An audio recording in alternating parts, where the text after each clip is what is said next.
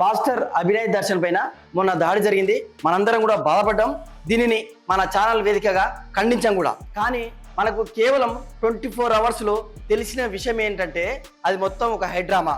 మనోడే స్వీయ దర్శకత్వంలో పెయిడ్ ఆర్టిస్టులను పెట్టి కావాలని తనపై తాను దాడి చేయించుకుంటానని పోలీసులు వెల్లడించారు. ఇంకా ఆయన అనుచరులను కూడా పోలీసులు అరెస్ట్ చేయడం జరిగింది. అయితే పోలీసులు చెప్పే ముందే మన ఛానల్ వేదికగా అమరా ప్రసాద్ గారికి కాల్ చేస్తే ఆయన ఫోన్లో ముందే చెప్పాడు ఇది మొత్తం డ్రామా, వాడేదో మైలేజ్ కోసానికి వాడు ఒక దొంగ పాస్టర్ అని చెప్పడం జరిగింది. అమరా ప్రసాద్ గారు చెప్పినట్టే ఎగ్జాక్ట్లీ అది ఒక డ్రామా అని మనకు తెలిసిపోయింది. అయితే ఇక్కడ విషయం ఏంటంటే మనకు పాస్టర్ అభినయ్ దర్శన్ గురించి కాదు ఈ వీడియో, కొంతమంది జర్నలిస్టుల గురించి. చాలా మంది ఇండిపెండెంట్ జర్నలిస్ట్ అని చెప్తూ ఒకరు లెఫ్ట్ వింగ్ ఒకరు రైట్ వింగ్ అని ఒక మతాన్ని కించపరుస్తూ ఒక మతాన్ని భజన చేసుకుంటూ ఉండే జర్నలిస్టులు ఎవరైతే ఉన్నారో వాళ్ళ గురించి. ఎందుకంటే అభినయ్ దర్శన్ పైన దాడి జరిగిందో లేదో ఎమ్మటే అసలు ఏం తెలియకుండా ఆ వీడియోస్ రాగానే అభినయ్ మీద దాడి జరిగింది, పాస్టర్ మీద దాడి జరిగింది, ఒక మైనార్టీ మీద మతోన్మాదులు, ఇంకా చెప్పాలంటే సనాతన మతోన్మాదులు ఈ విధంగా దాడి చేయడం ఇది కరెక్ట్ కాదు. పవన్ కళ్యాణ్ స్పందించాలి, మోడీ స్పందించాలి.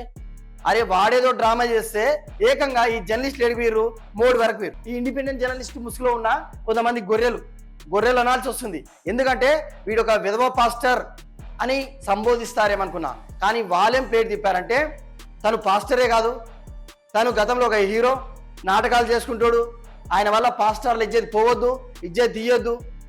తను నిజంగా దాడికి గురైతేనేమో పాస్టర్ పైన దాడియా, లేదు తను డ్రామా చేస్తేనేమో తను పాస్టరే కాదు, తను ఒక యాక్టర్ అంటారా?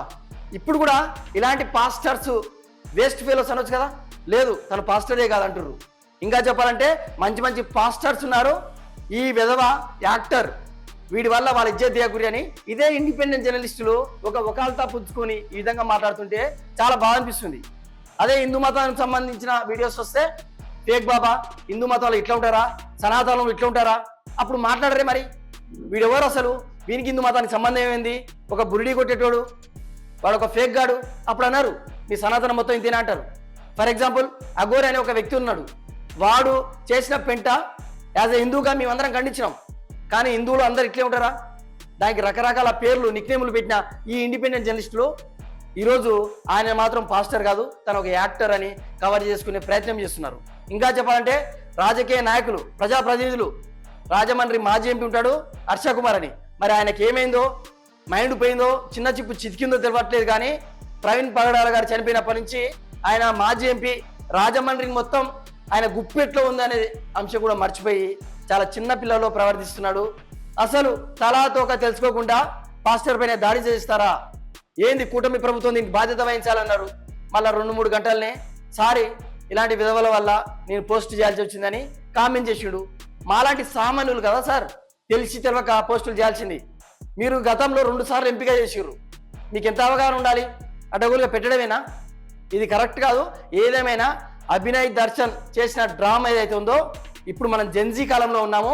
డెఫినెట్గా ఎక్కడో చిన్న బొక్కల ఎలుక ఉంటే కూడా పట్టుకొచ్చే కాలంలో, పట్టుకొచ్చే టెక్నాలజీ ఉన్న ఈ టైంలో నువ్వు ఏదో అడవి బిడ్డలను ఉపయోగించుకొని వాళ్ళ ఇజ్జత్ తీసే ప్రయత్నం చేస్తే బిడ్డ అభినయ్ దర్శన్ నీలాంటి వాళ్ళు ఏం పీకలేరు.